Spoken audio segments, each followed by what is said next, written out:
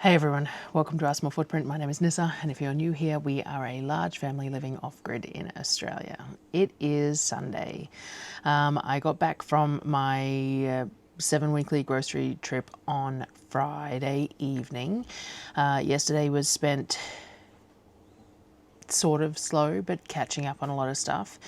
We did do a couple of trays full of strawberries in the freezer, and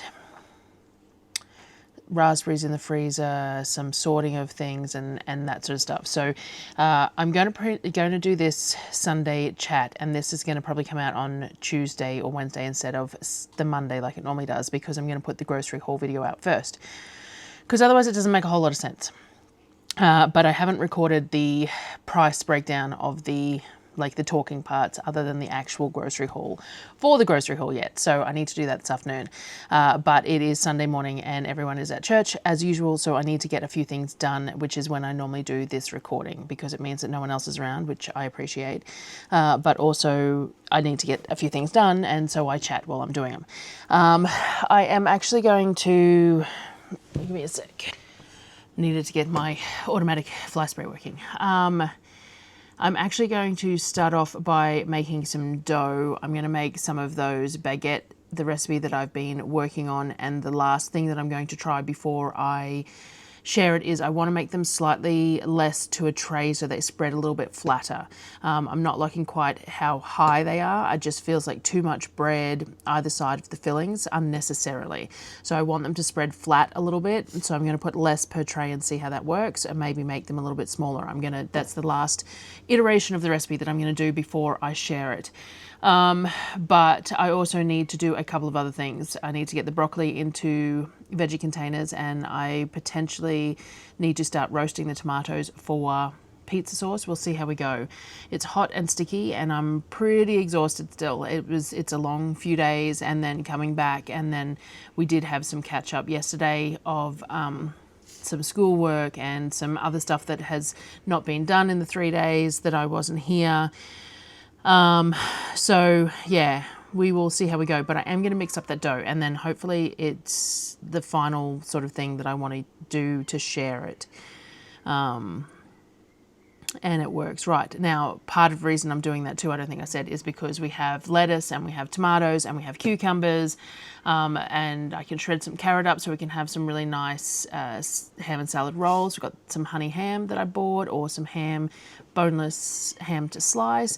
I was surprised. I normally buy the bone-in leg hams, which come out around Christmas time every year, and I normally buy them for the 2 shops to the lead up, and I think I might have missed an end aisle in the cold section because it was just really busy, but I didn't see any bone-in leg hams, and it's odd, it's late enough in October I would think that they would be out, so I'm thinking I missed them, which was sad, because normally I buy a bone-in leg ham now, and then we get one at Christmas time as well, and that's the only time of the year that we get them, and we really enjoy them, though I was pretty short on space, so I might have struggled because the esky was pretty full, and yeah, so don't know. I'm going to have to think about next month's shop too, because I buy my frozen prawns and stuff next month, but I also have to bring back Christmas stuff that I leave at mum's, so I don't think I've got any choice but to either try and find a cheap trailer, or to take the really big one that I used to take and just suck it up. It's just going to be what it is. We will figure it out. I got 7 weeks to figure it out. But the cargo hitch worked. It was nerve-wracking though, it did not feel right. It just doesn't feel like it should be stable. It doesn't feel like it should work. And I feel sorry for anyone driving behind me, because, man, it wobbled so bad in my rearview mirror. I could imagine what it looked like from the cars behind me. It was, yeah. But it made it. It didn't, it looked perfectly the same when we got home as when we left, and I don't know, it felt really wrong, so who knows. Anyway, let's mix up this dough as my first point of call. You don't need to see me do it yet again. And once I've mixed it up, I'll shape it up, and if I can get the recipe right, I might do it as a video to go from start to finish when I get it up on the website, so that I can link it there. I do have the standard baguette recipe on the website already though, but this is just more of a sub roll than a baguette. it's an odd thing, isn't it, that these very slight variations in ratios make the texture slightly different and the use slightly different. Like I can use those baguettes that are on the website for sandwiches, it's fine, but they're not quite what I'm after for a sandwich. They're very much a garlic bread, a baguette. They're for slicing into rounds and toasting and topping and things like that. They're not really for slicing in half and eating filled. They're a little too heavy and a little the wrong shape, and you know, it's weird. But anyway, so let me mix that up first. All right, so other thing, that dough is done. So the other thing I'm going to do now, we got 4 flats of strawberries with 4 kilos each on them. These really nice big punnets. So we've put 8 kilos has gone into the freezer already. Well, 8 kilos less whatever a child ate while doing it has been frozen already. I flash froze them, and then I put them into bags, so they will be good for smoothies and stuff for the rest of the month. Now apparently there's some issues with the strawberry supply because of the heat, so they're not expecting to get cheap strawberries again this year. So these might be the only strawberries I can get, which is part of the reason why they were only $10 for 4 kilos. Like I would have bought 10 trays of them if I had room. It would have sucked for processing purposes, but at worst, these can be thrown into bags with the greens on them. They can be used in smoothies with the greens on. It really is perfectly fine. It leaves some little flecks in the smoothies, which sometimes the kids get a little bit funny about, but you know, it's fine. So they don't actually need processing as such if you just need to get them in the fridge quickly.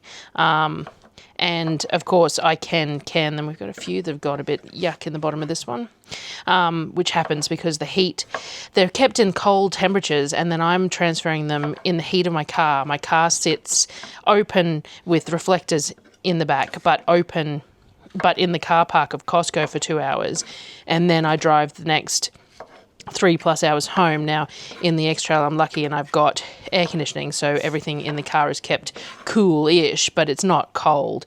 So sometimes it's the abrupt change in temperatures that really impact the ability for the fruit, sensitive fruits like this, to make the trip. When I had the ute, I would put berries and stuff in the eskies because I'd take like 3 eskies with me, but with only 1 esky, it makes it hard. And even cooler bags, so I did take a cooler bag to put some excess stuff in this trip, but even cooler bags, like if I took enough with ice packs for berries and stuff, they take up so much room once they're packed, like the cooler bags end up being too large. So anyway, so we need to get the rest of these done today before they go bad. And worst comes to worst, I just throw them in the freezer if I can't get a child to, cooperate later this afternoon. But this, I am going to put a couple of batches. So what I'm going to do is these are 500 gram punnets. So I'm going to do 2 500 gram punnets in these. And yes, I probably should have washed them and I didn't. But the problem is that they're starting to get a bit soggy, and when you wash fragile fruit when it's already going a bit yuck, then it can go yuck worse. And really, a couple of bugs or whatever is not going to kill us. So what I'm going to do is there's 500-ish, 400-ish grams of strawberries in here, and I'm going to macerate them to make strawberry ice cream with. So basically I'm making my own strawberry syrup to then make strawberry ice cream with. So this will be around about 450 grams of strawberries because it's a 500 gram punnet, less all those things. Now realistically you're supposed to put the same quantity of sugar as you do, as you have fruit. But I am going to be turning this into ice cream, not a syrup, so I'm not as concerned. So I'm going to put 150, I think, is what I like the looks of here. That's only 125, and that probably looks all right to me. Nice coating there. And I have a fermenting stick, so I'm going to put the lid on this. I'm going to put it in the fridge and let it sit for a couple of hours, let that sugar dissolve, and if need be, I'll mash it up because it's going to be pureed anyway in the ice cream. So I'm just going to find another Ninja Creamy container, and I'm going to do another punnet as well. And then I'll probably split these half per, so I'll probably get four punnets of strawberry coconut ice cream, 4 pints of strawberry coconut ice cream out of this. So I could do more. I have plenty of the punnets. We'll see. I'll do this first. I'll stick these in the fridge and I'll see how they go. And then when I get some help from the kids this afternoon processing more strawberries, we might do another couple of tubs of this. But I just thought I'd show you that I am doing that. I do normally keep my strawberry tops to make strawberry cordial out of. But I do still have a couple of bags of strawberry tops in the freezer still too. So I didn't make the last batch. I'll probably still keep them, but we are running short on freezer space, so I'll need to make the cordial up with the ones that are already in there and these ones, and potentially mango skins. So I could do a mango strawberry syrup cordial out of the mango skins as well when we process the mangoes in bulk. We'll see. But I'm just going to do the same thing again with the other punnet. Alrighty, so those 2 tubs of strawberries are macerating in the fridge. I might do more a bit later. I'll see how that works with the ratios and stuff first. I was just looking at the weather. So yeah, it's 32 degrees here at the moment. It's 43% humidity and 32 degrees. It's pretty gross. We did get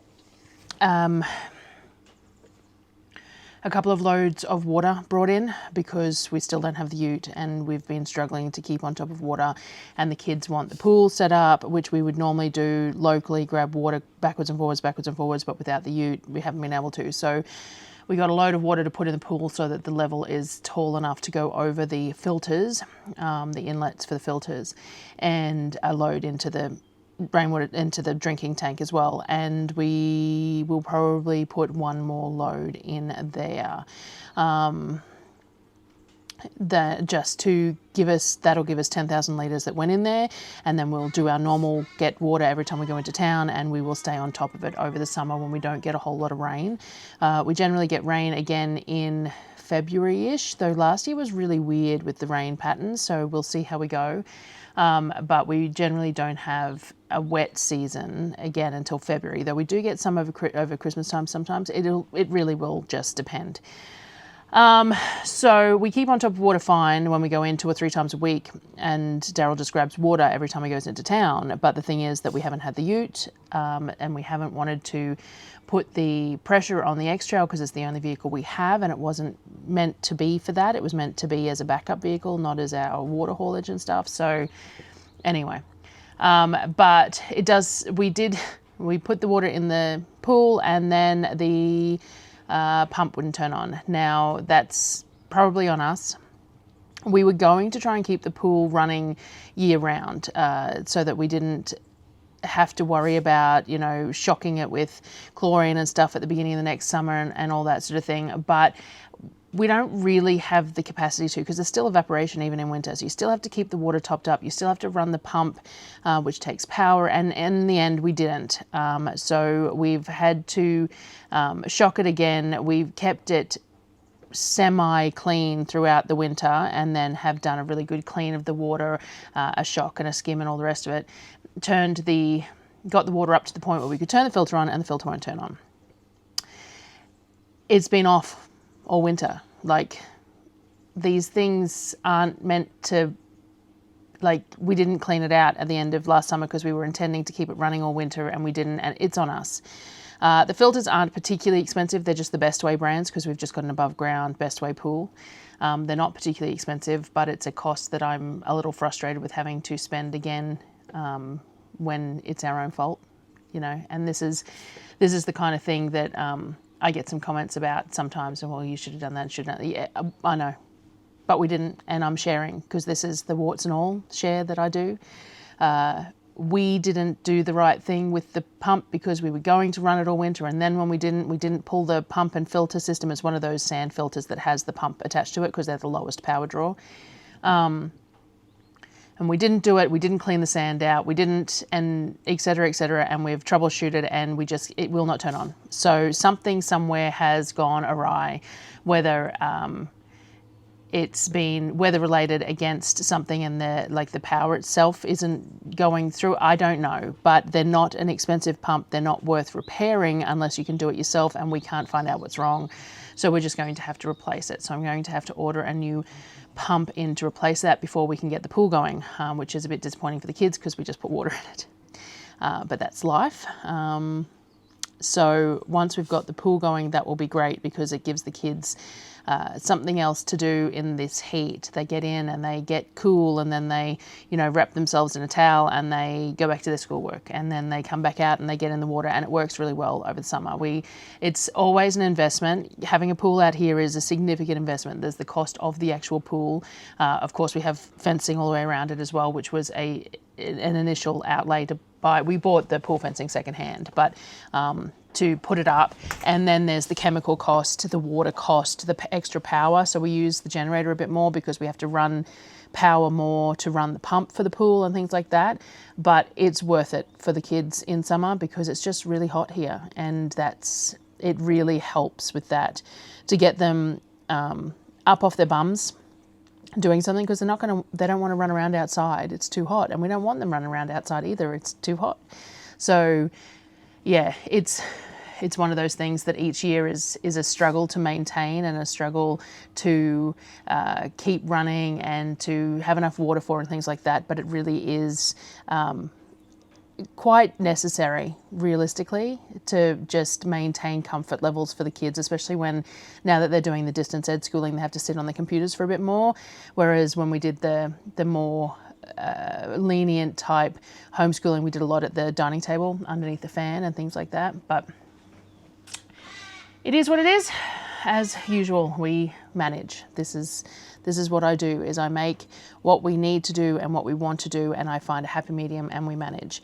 So yes, I don't even remember what I was getting. I think I've just said that it was really hot and then squirreled to the pool, didn't I? I don't know. Anyway, I'm having some problems with my seedlings for the same reason. It's just gotten really hot really fast, and I started them late. So some of them are really not taking off. I got the weed matting on the trip, so we can put the floor down and get the aviary system set up, but I haven't got some of the supplies that I need to set up the hydroponics inside yet, because we just haven't had the funds to be able to do that, and it hasn't been a rush because we haven't got the aviary system set up. We will get there. We still don't know what's happening with the ute at the moment. It is still not repaired. There has been further issues that they've discovered as they've been trying to repair it. So we're still not entirely sure what's happening there, but we will get there. I have one of the tissue, I bought Aldi toilet paper and Kirkland toilet paper because I had requests for if the toilet paper holders will fit those. Now the one that I had didn't fit it. I did scale it up slightly, but I didn't take into account the chamfer on the top for the rim, and so the toilet paper still wouldn't fit quite inside it. And the Aldi toilet paper is a little bit taller than a Quilton and slightly wider. And the Kirkland toilet paper is wider again, but not taller. So I've got another one printing now that should fit the both of them in there comfortably, because I prefer to just stick with two sizes, a small and a large. And I will show that off when it's done. They take about 6.5 hours to print, so it won't be done until this afternoon, but unlikely to finish editing this video until then anyway, so I'll try and put a pic in here over, an overlay when it's done to show you that. And then once I've done that, I need to do a reel or something for Facebook, and you guys can share it in case there's anyone else interested in buying them. I forgot last week too. So apparently there's this new hype thing on YouTube. I don't know exactly how it works, but small people under a certain amount of subscribers have access to this hype thing. And so you guys can hype the videos to a certain amount of times each. I don't know exactly how it works. I really should look at the actual details, but there is a leaderboard apparently. So the more your video gets hyped, the higher on the leaderboard that you go, and the more YouTube will help to push you as well, is what I seem to think it means. I don't really know. As we all know, I try to be aware of what YouTube likes.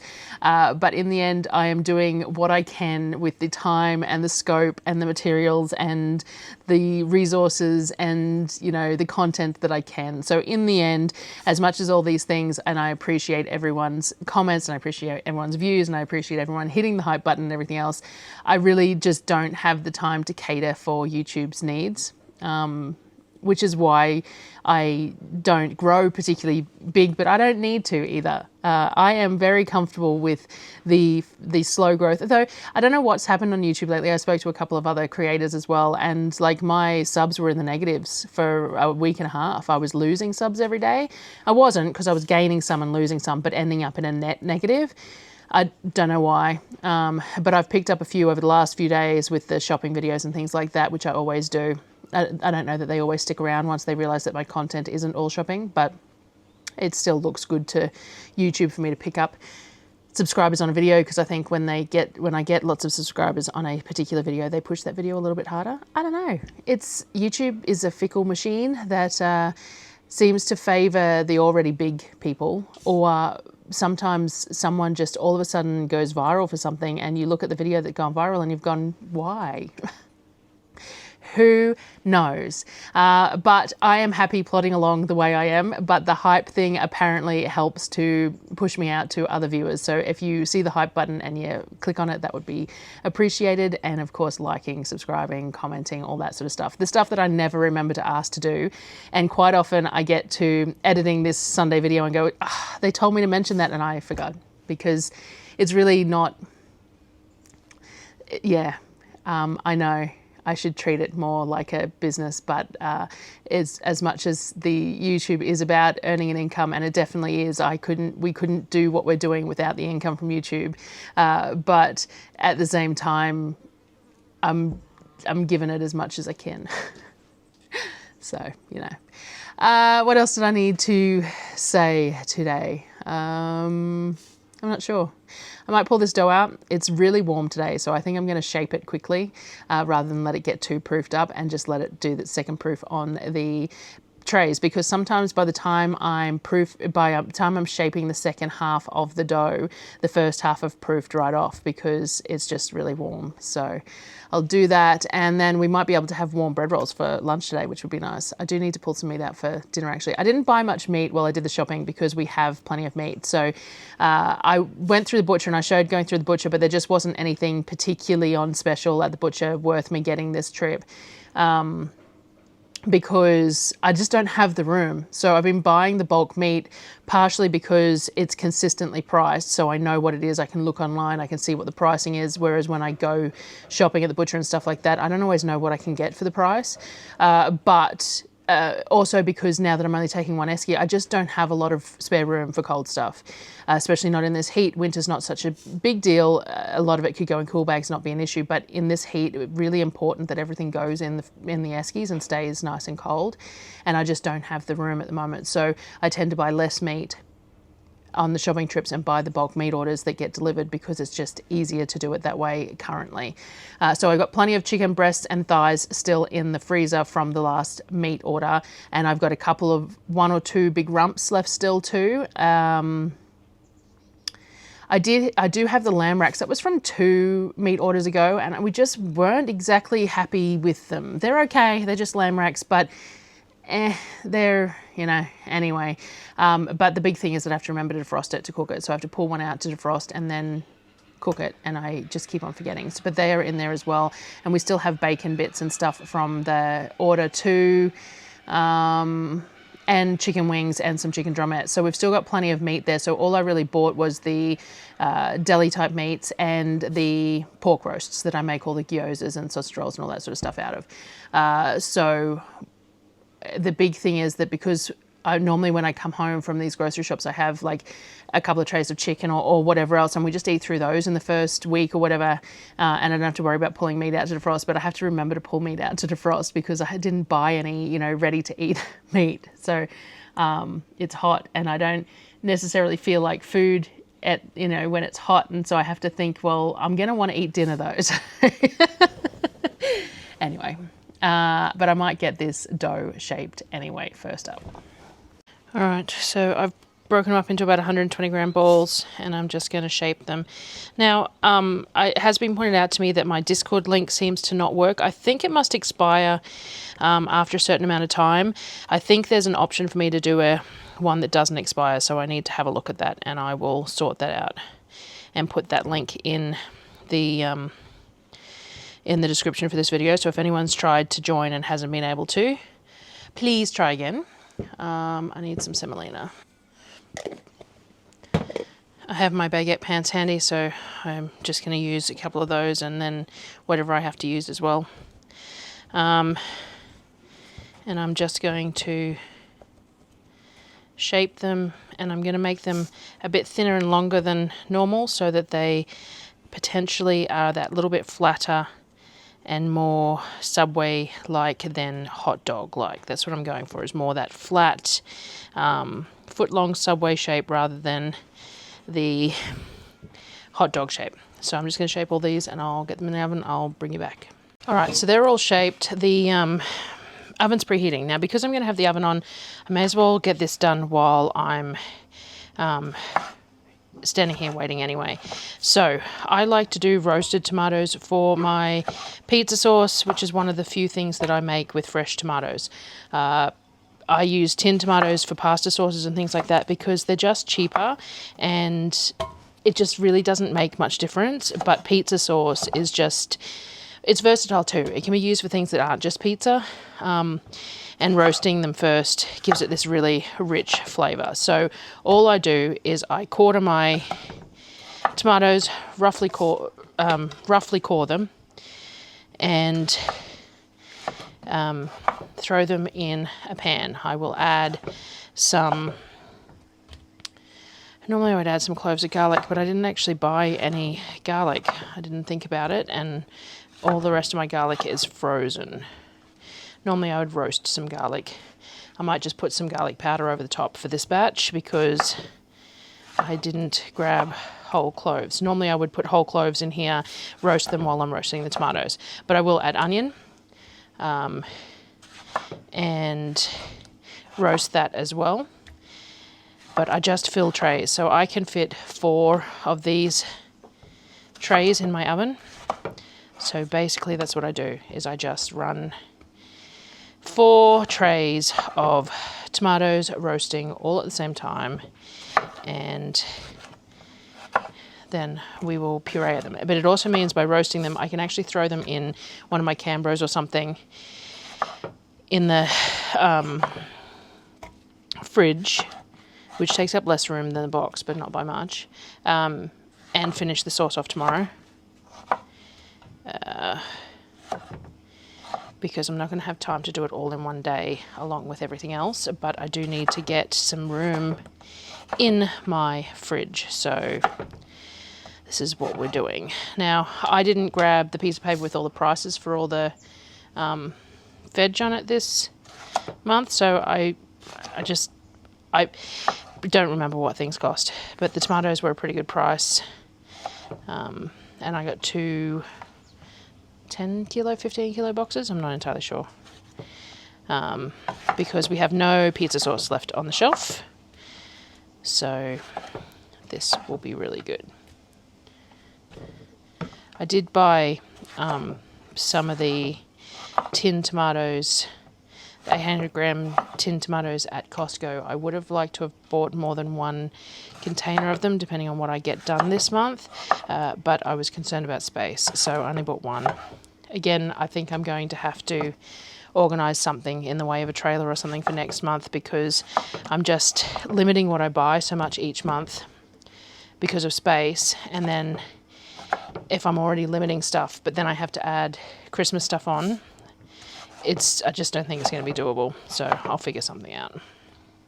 But anyway, I'm just going to do this. I'm just going to fill all these. I'll grab an onion and show you what I do there. All right, all I do is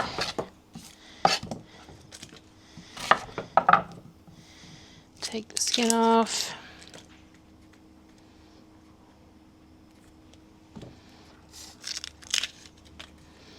And then I just cut it into like thirds, in chunks like that. And then I pull the pieces out and I tuck them in the tomato, because it's a long, slow cook.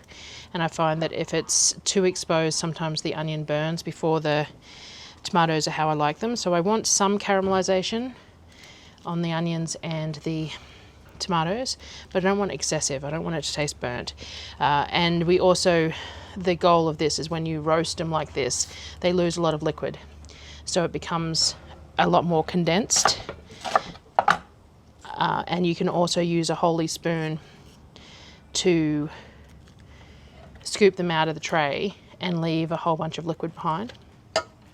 Or if you're refrigerating them, like I'm going to do, when you pour them out the next day, if there's any excess water, it'll stay in the bottom of the container. So just like that, and then I just keep topping it up with tomatoes. Now everything shrinks, so we want to get the best possible amount done at the same time. So we want to well and truly load up this tray so that it's almost overflowing, because give it 15 minutes in the oven and things will start to shrink and it won't be as full. So I'm just going to keep doing that. I will get them all in the oven. I will sprinkle them with a little bit of salt